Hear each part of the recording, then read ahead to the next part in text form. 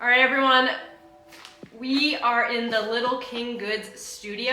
I don't know, do you have a name for this place? Like the castle? I've been trying to figure it out. I just call it the shop. Yeah.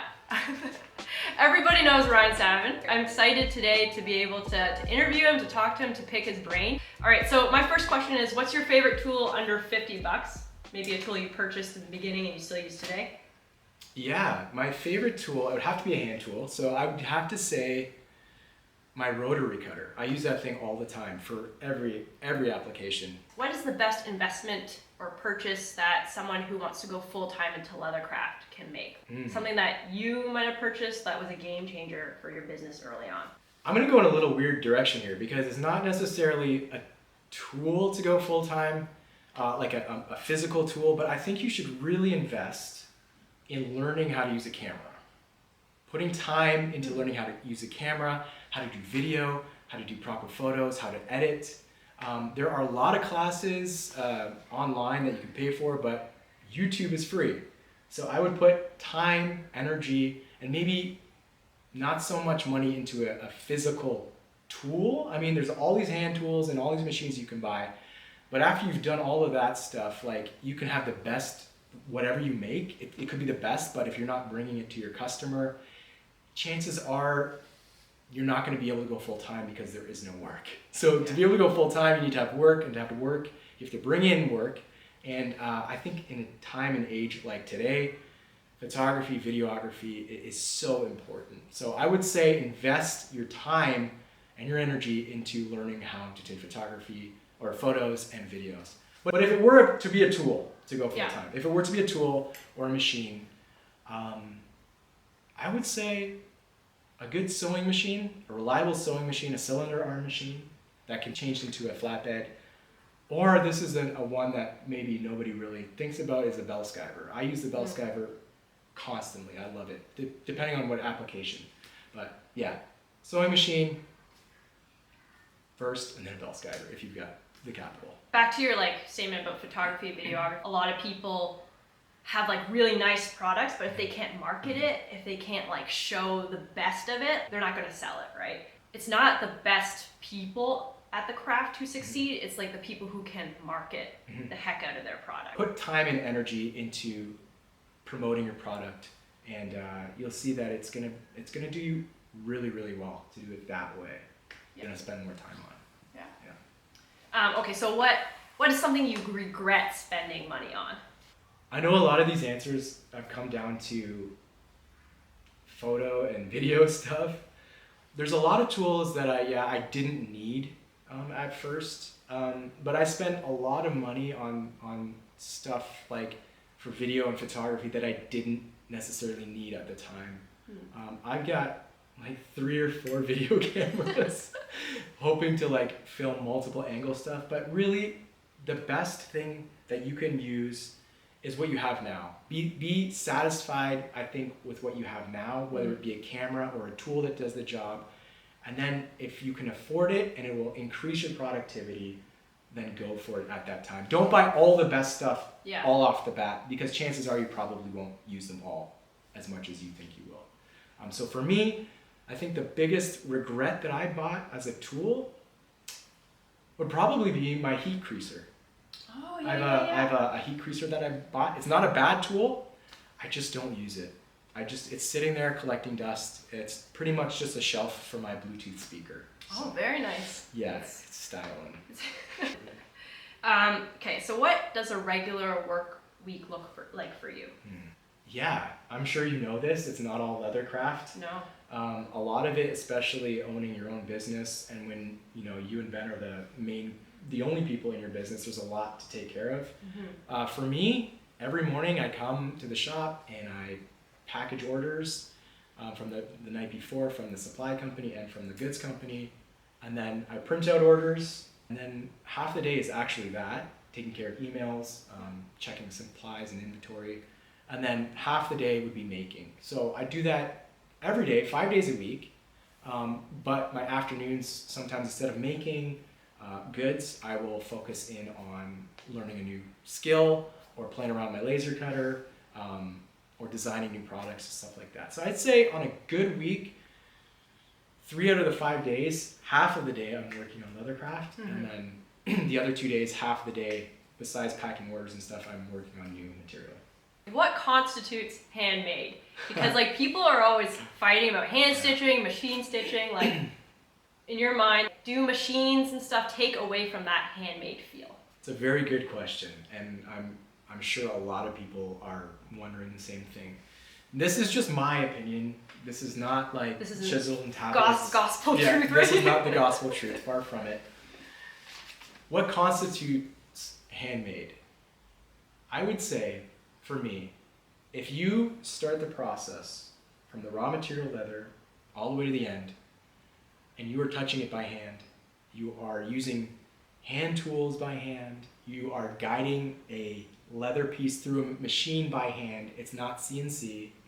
If you are finishing it by hand, and you are one of the, maybe, a single crafter making it, if it's you from start to finish, I would say that is handmade. You can be a purist and say, oh, if it's not hand stitched, if it's not, if the stitching holes aren't cut by your teeth, or if you're not, using... If you're not raising the cows, if you're not and like massaging the cow, right? Like, you can go completely crazy with this, but in my opinion, handmade is something that you've started from the beginning with your hands. You've used tools. A tool can be a machine. To me, that's handmade. To the degree of how handmade it is, that can vary, right? Yeah. Like, you can cut everything out with a laser, stitch everything with a machine, and finish it with, a buffing machine doing it by itself or whatever. Like, yeah, there's different levels or degrees of handmade, but in my opinion, handmade is something that you start to finish is by yourself, using the tools and machines necessary. What is something you're most proud of in your leathercraft journey? Like whether it's something you accomplished or something you made, or... I think what I'm most proud of, in the term proud, all glory be to God. God is the one who's gifted me with everything I have and with everything I am. So, but what I am most happy or just satisfied with is the fact that I can do this job as a living. It's not necessarily my products. I make products that I like and I enjoy, but I'll make a product now, I think it's amazing, and then 2 years down the road, I'll be like, oh my gosh, I can't believe I made that. Like, what's wrong with me? But the fact that I'm able to do a job that I enjoy, that I love, that I feel like I was created to do, that gives me much satisfaction that I'm using the gifts that God's given me to be able to feed my family. I think that's the most satisfying part about this job. Yeah, I think that, like, for us too, it's just like we get to do this for a living. It's crazy. Like, whatever we make, whatever, like, all that aside, we get to spend more time with the kids. Yeah, we feed our family on this, which is crazy. Absolutely. Yeah. Having your kids involved. Yeah.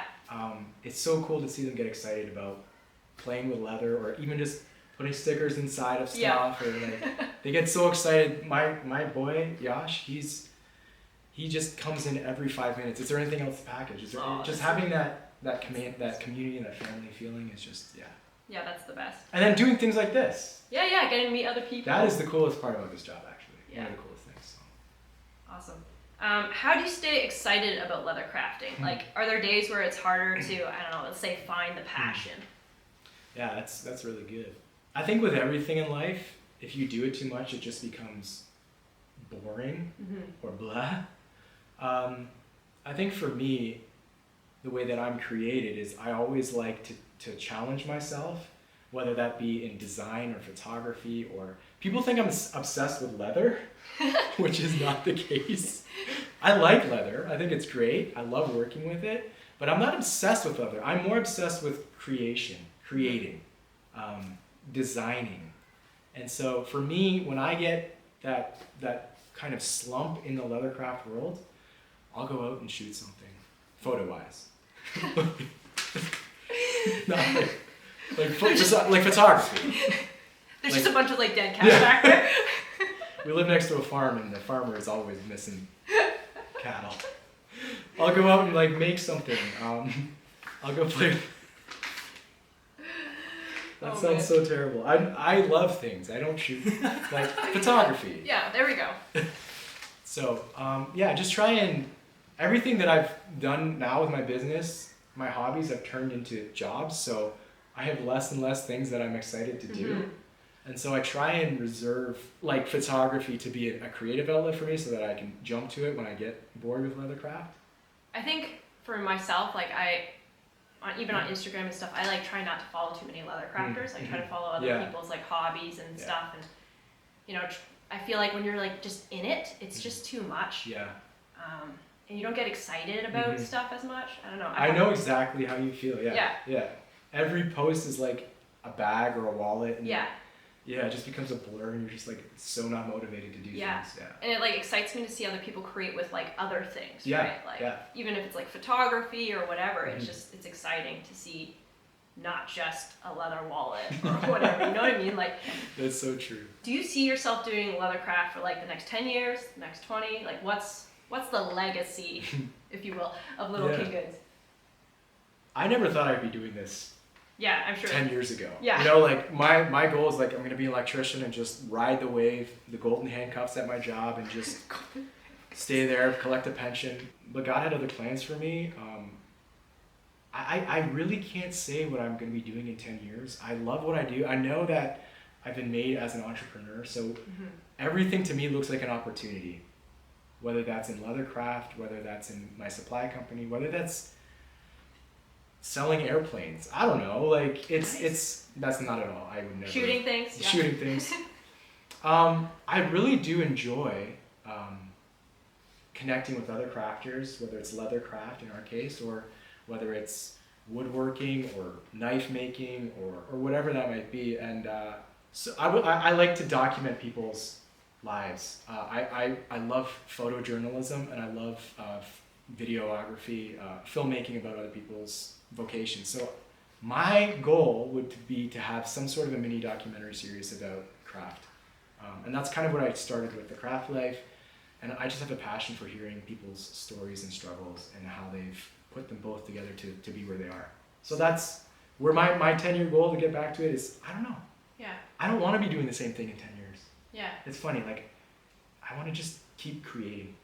And whatever that looks like. Yeah. Right? Not just leather. Yeah. So what's next for you in the coming year? Like what are you excited about the most? I'm excited to just keep pursuing, like I said, just creativity, wherever that takes me.